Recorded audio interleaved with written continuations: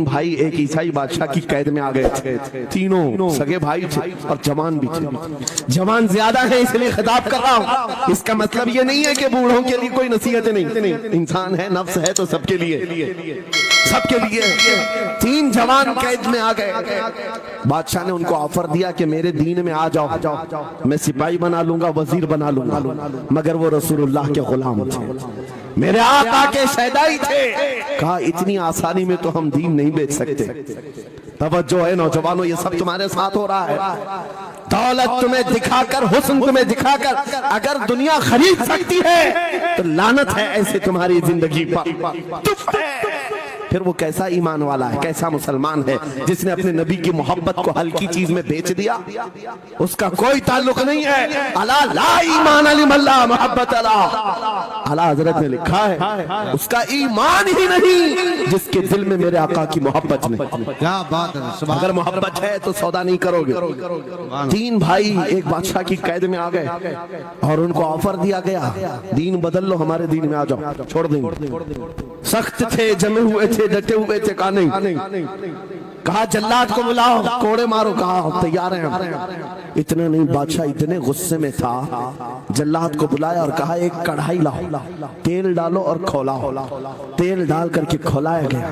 جب تیل کھولنے لگا، ان تینوں میں سے بڑے بھائی کو اٹھا کر تیل میں ڈال دیا۔ چلتے ہوئے تیل کے اندر جب اس نوجوان کو ڈالا گیا تو فوراً دم زدن میں روح نکل گئی، شہید ہو گئی۔ دو بھائی دیکھ رہے ہیں، اپنے بڑے بھائی کی موت دیکھ رہے ہیں۔ یہ حالات آ گئے، یہ باتیں یاد رکھنا۔ تھوڑی دیر کے بعد بادشاہ نے دوسرے سے کہا اب بتاؤ تمہارا کیا ارادہ ہے؟ دوسرے نے کہا اب تو اور بھی تم نے سخت کر دیا امتحان، ہم تو اپنے نبی کو دھوکہ نہیں دے سکتے اور نہ ہی میرے شہید بھائی کو۔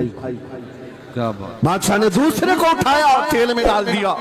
کھولتے ہوئے تیل میں ڈال دیا، دو شہید ہوئے۔ تیسرا جو تھا وہ 22 سال 25 سال کے بیچ کا تھا۔ یہ بھری جوانی ہے،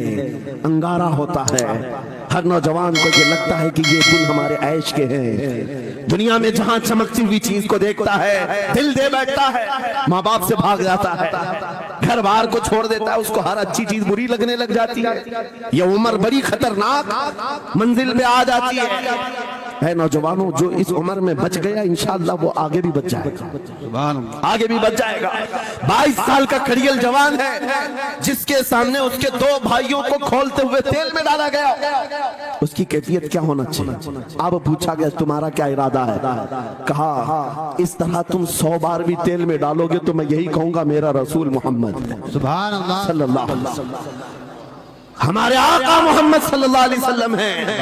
میں یہی کہوں گا۔ بادشاہ اتنے غصے میں تھا، کہا کہ اس کو چیر دو، اس کو کاٹ دو۔ وزیر تھا بادشاہ کا چالاک، اس نے کہا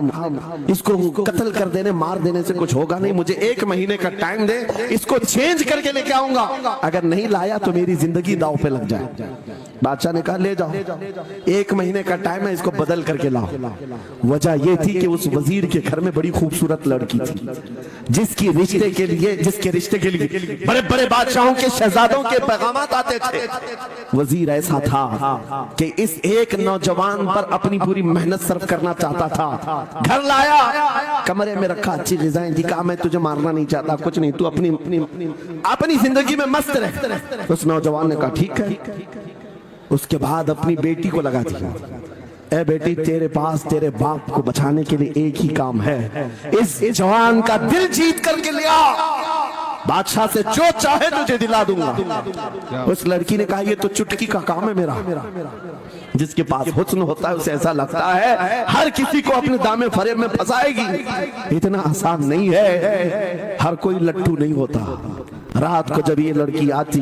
نوجوان مصلح بچھاتا سجدے میں چلا جاتا، اور وہ کھڑی رہتی بیٹھی رہتی، کھڑی ہوتی بیٹھی ہوتی، رات گزر جاتی، وہ اونگ اونگ کر چلے جاتی۔ کتنے دن ہو گئے، روزانہ وہ بات تک نہیں کرتا، سر تک نہیں اٹھاتا، اس کا سجدہ لمبا ہی ہوتا چلا جائے، جب وہ چلی جائے سجدے سے اٹھ جائے۔ مہینہ گزرنے کو آیا، تنگ آ گئی، کہا اس جوان کو اے نوجوان اے پتھر دل کے لڑکے ذرا اٹھ کر ایک بار مجھے دیکھ تو لے میرے حسن کو دیکھنے کے لیے بادشاہوں کے شہزادے بے چین رہتے ہیں بڑی بڑی جگہوں سے میرے نکاح کے پیغامات آتے ہیں مگر میرے باپ کی عزت کی سلامتی کے لیے میں تیرے ساتھ لگی ہوں کیا بات ہے تجھے غرور کتنا ہے مجھے دیکھتا کیوں نہیں نوجوان نے سر اٹھائے بغیر کہا بس تو اپنے مقصد میں کامیاب نہیں ہو سکتی واپس چلی جا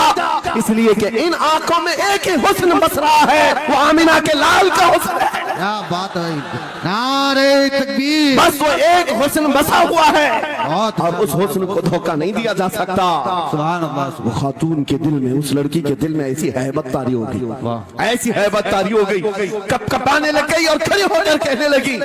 میں دل سے گواہی دیتی ہوں کہ تو بھی سچا ہے تیرا دین بھی سچا سبحان اللہ سبحان اللہ اٹھ جا مجھے آزاد کر اس تمام واہیات زندگی سے میں تیرے ساتھ آنے کو تیار ہوں تیرے دین میں بھی اور تیرے نکاح میں بھی نوجوان کھڑا ہوا کہا کہ یہ ایمان لائی ہوئی